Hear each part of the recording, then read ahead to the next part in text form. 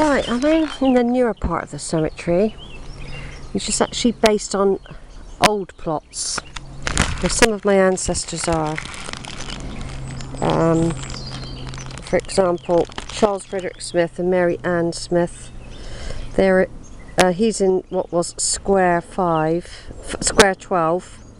There's some other Fletchers as well that were in this area here. But so the land has been reorganised, so the people are still there, but it's been sort of mowed over, if you like, flattened, and they've started putting new graves here. But there are other people here. This bit here is obviously someone's got a little, it's either a cremation or something like that, I should imagine. And they've all got these little remembrance name things. I've just put a few flowers on there, as I did further down on some logs, just to remember my grandparents who are somewhere. It is a long time, it's over 100 years ago. My great-grandparents, I should say, not my grandparents. My great-grandparents, the Smiths, were buried somewhere in this big area. It was square 37, square 12 and square 45. They've been reorganised into LG12, LG11, LG9.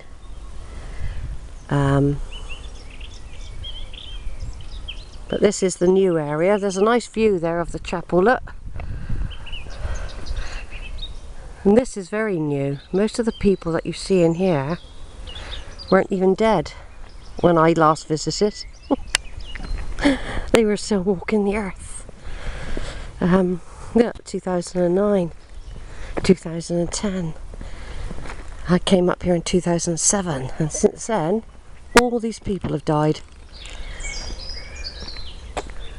All these people. Loads of them.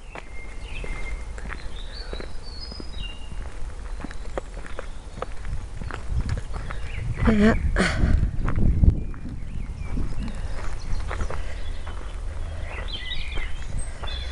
I'm just having a look round because you never know, there might be some new ones of people I don't know in my family that are more my age group.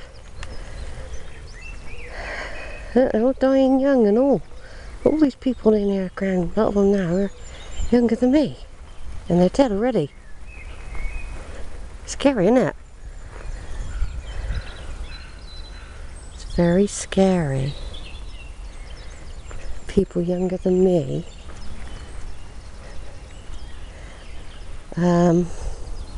are already dead. They've had their time, isn't it? It's scary, isn't it? You have your time, look. See, there's a little pathway over there. That's what I'm doing. I'm just roaming around. I'm going to end up by my cousin's, the Stibes, in a minute. I've got some flowers here. I've got. She gave me another map in the office, pointing out to me where the old graves. It would have been a common grave, she said. See, if you're common, they can just plough over the top of you like this, look. Flatten it. There's all these bumps and humps of people. Basically, all these bumpy humpy things, they haven't taken their bodies out. All they've done is mowed over the top. There's a bit of, oh, looks like a bit of pottery or something there. I'll have that as a souvenir for my grandparents who are here in this part of. My grandparents are somewhere in this area under the ground with no memorial or memory of them apart from the fact that are recorded in the record office. And they've just been turned over, look. What was a commonplace, they've just been churned over. Like this. What people don't realise, this will happen to them in the future. That's why I'm getting scattered to the wind. Well, obviously not everyone. My What could happen to her eventually if her grave fell into further disrepair, she could find that she's churned. I call it churning. And although they all look nice and new and nice at the moment, they could be churned one day. See, it's awful, isn't it? How it's all very crude, isn't it? It's like a building site. There could be relatives of mine here as well, but I might not know them. But they've been churned.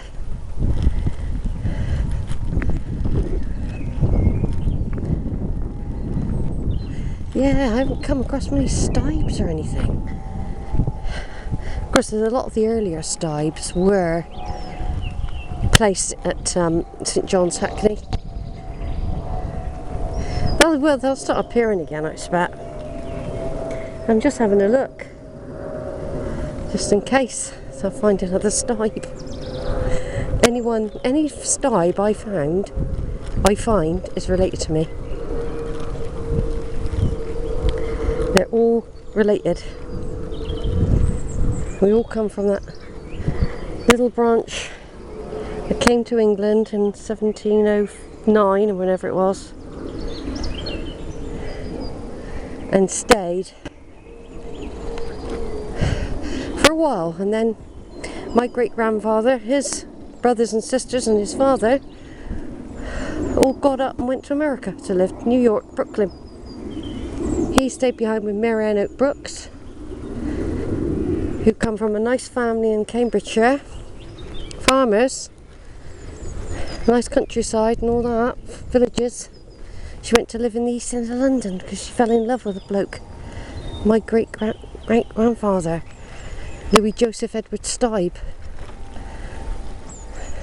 And they did quite well. They did live, she lived to 81. They lived through war, well, they lived through the First World War. I got to find them yet. I'm not expecting to have much hope with them. I never, even my own grandparents. Well, the ones I've just located that are here are great-grandparents, and they were in this field, if you like.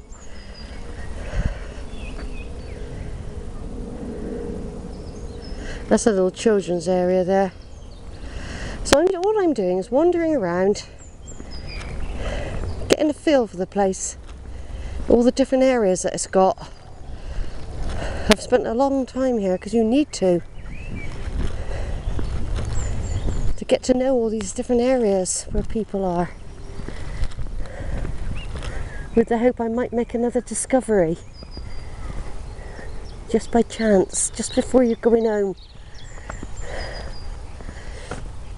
I mean, I've got the planned ones, which are, you know, I will be able to find the rest of them. But of course, an awful lot of them were probably either up there, or in a common grave with other people, like the ones I've managed to locate. I mean, you see, that's the other thing. Where my granddad, say, John Henry is at the moment, all those little tiny graves, you can see them smashing them up one day to make room for places like this. This is another area, you know, because I mean, people are dying really, really rapidly, aren't they? Now this is called Square C here. Right, Square C. Notice is given that it is the intention of Manor Park Cemetery and Crematory to remove all memorials and headstones from this burial area. Any relative or representative of a deceased person interred in this location who may wish to have a memorial or headstone retained should discuss the proposal with the cemetery manager during office hours. That was on the 31st, look. See, now this is just the sort of place I was talking about. This is where the poor leave their family. This is all going to be pulverised. If you don't make a claim on anything, they've all been pressed into this small space. Like I say, you need a whole day because there's loads of areas like this everywhere. They're all going to be demolished, this lot.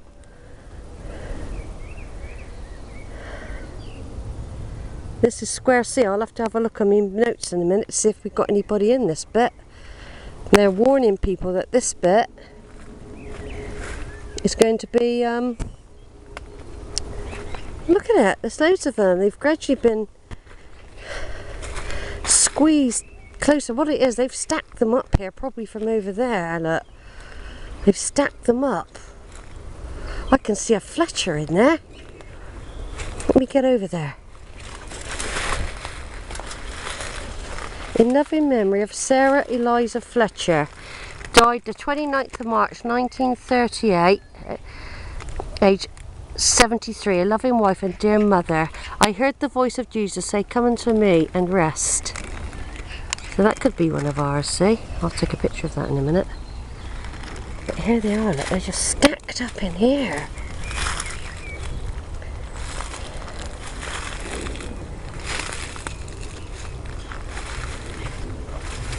Little monuments left by people, just stacked up, look.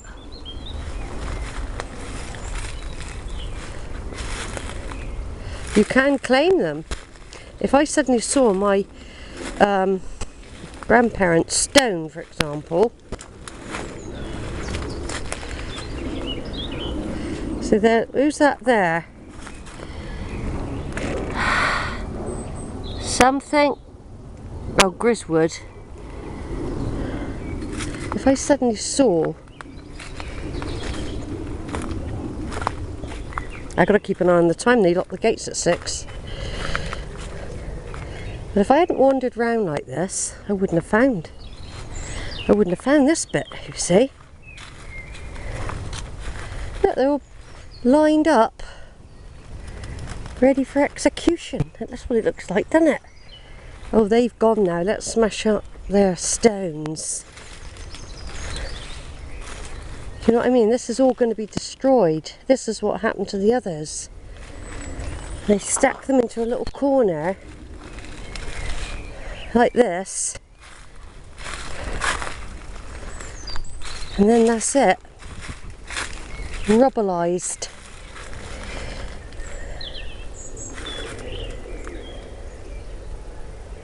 I bet you there's somebody of ours in here. Bet you anything there is. Bet you anything, all these little... Somebody remembered these. They had to pay to have these little stones done. Don't say if you got money this wouldn't happen. Well, sort of wouldn't happen.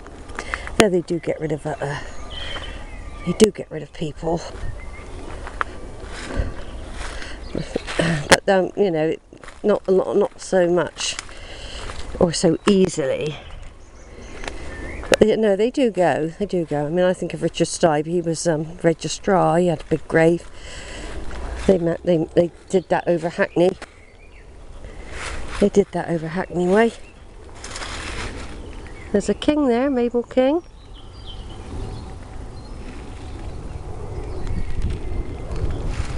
Yeah, I bet you anything there's somebody of mine in here. Going to be rubbleized. I'll take a picture. Over in a minute. Let me just take a picture there. Let me just so this is where we are here, and this place is C on the map. Old C it's called. Old C.